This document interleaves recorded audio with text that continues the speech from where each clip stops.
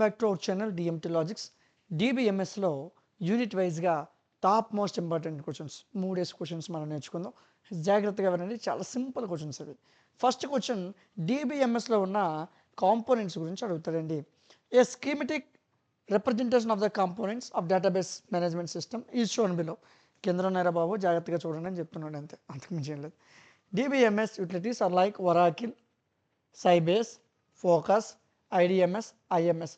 వీటిలో DBMS database management సిస్టమ్ని use చేస్తారు. ఇక్కడ దీని యొక్క అవసరాలు లేదా దీని యొక్క యూటిలిటీస్ ఏంటంటే ఇవన్నీ రాయాలండి. These are the database languages which are intern use to develop different applications. ఏవైతే ఈ లాంగ్వేజెస్, ఇవి వేరే వేరే లాంగ్వేజెస్ అండి. సో సి ప్లస్ జావా ఎలా ఉంటాయో ఇవి కూడా అలాంటి లాంగ్వేజెస్. ఈ డేటాబేస్ మేనేజ్మెంట్ సిస్టమ్ని యూజ్ చేసుకుని వేరు వేరు అప్లికేషన్స్ని డెవలప్ చేస్తారు. మెనీ ఆఫ్ దీస్ లాంగ్వేజెస్, ఇందులో చాలా లాంగ్వేజెస్ వరకు 4th జనరేషన్ లాంగ్వేజెస్కి బిలాంగింగ్ అయి ఉంటాయి, అంటే దానికి సంబంధించినవి. Database is a collection of inter related files. Database అంటే ఇంటర్ రిలేటెడ్ ఫైల్స్ యొక్క కలెక్షన్ని డేటాబేస్ అంటారు.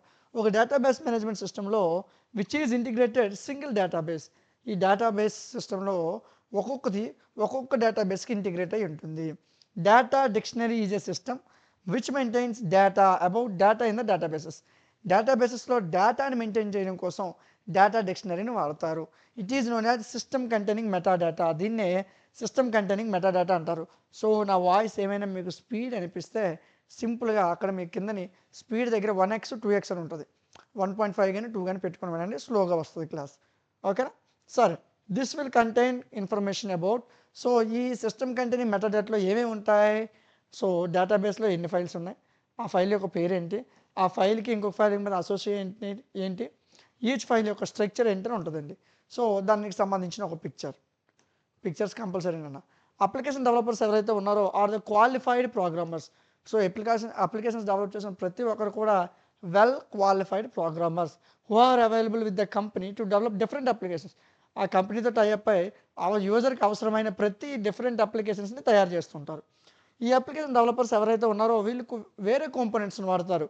ఈ డేటాబేస్ సిస్టంలోనే వేరే కాంపోనెంట్స్ వాడి డిఫరెంట్ డేటాబేస్ అప్లికేషన్స్ని తయారు చేసి ఏదైతే యూజర్కి అవసరమో, ఇప్పుడు నేను క్లయింట్ని ఉన్నాను, మనకి ఒక యాప్ ఉంది కదా, మన యాప్ మనం తయారు చేయలేదు, మనకి ఇంకో కంపెనీ తయారు చేసింది. సో యూజర్కి అవసరమైన ప్రతిదీ కూడా ఆ ప్రోగ్రామరు మన యొక్క డేటాబేస్ సిస్టమ్ని యూజ్ చేసుకుని మనకి ఇస్తాడు. సో నెక్స్ట్ పాయింట్ చూసుకున్నట్లయితే ఈ యూజర్ గ్రూప్స్ ఎవరైతే ఉన్నారో వీళ్ళందరూ కూడా వేరు వేరు అప్లికేషన్స్కి సంబంధించిన డేటా ఆ కంపెనీలో ఒక్క అప్లికేషన్ ఉండదు, వేరు వేరు అప్లికేషన్ డెవలపర్స్ ఉంటారు, వేరు వేరు అప్లికేషన్స్ ఉంటాయి. అప్లికేషన్ సంబంధించిన డేటాబేస్ మొత్తాన్ని కూడా ఈ యూజర్ గ్రూప్స్ అనేవాళ్ళు యూజ్ చేసుకుంటారు. నెక్స్ట్, ఈ డేటాబేస్ అడ్మినిస్ట్రేటర్ ఎవరైతే ఉన్నారో అతను is the apex body which controls all the software entities అన్నింటినీ కూడాను ఈ డేటాబేస్ అడ్మినిస్ట్రేటర్ అనేవాడు దాన్ని కంట్రోల్ చేస్తాడు మొత్తాన్ని. ఓకేనా? Which applications developers and user groups.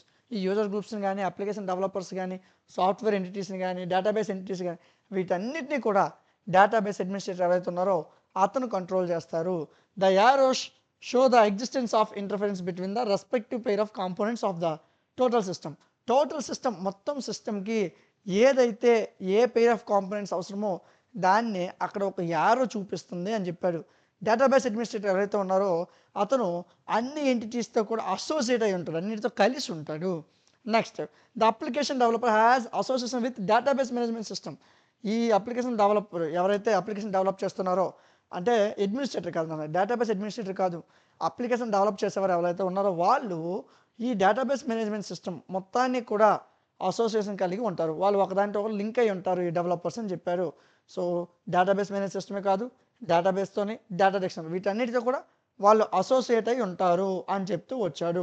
Next, ఏవైతే యూజర్ గ్రూప్స్ ఉన్నాయో ఇవి డేటాబేస్ మేనేజ్మెంట్ సిస్టమ్ మరియు డేటాబేస్ అడ్మినిస్ట్రేటర్ వీళ్ళిద్దరితో యూజర్ గ్రూప్స్ అనేవారు అసోసియేట్ అయి ఉంటారు, కలిసి ఉంటారు. Database management systems and data dictionary are closely together. ఈ డిబిఎంఎస్ కానీ డేటా డిక్షనరీ కానీ రెండు ఒకే దగ్గర ఉంటాయి లేదా ఒకే విధంగా ఉంటాయి అని చెప్తూ వచ్చాడు. ఇక్కడ ఏం లేదు, ప్రోగ్రామర్స్ ఉన్నారు, డెవలపర్స్ ఉన్నారు, అప్లికేషన్స్ డెవలప్ చేస్తున్నారు, ఇందులో గ్రూప్స్ ఉంటాయి, ఏ గ్రూప్ దేంతో లింక్ అయి ఉంది లేదా దేంతో అసోసియేట్ అయి ఉంది చెప్తే చాలు, అంతకు మించి ఏం లేదు ఈ క్వశ్చన్లో. ఓకేనా?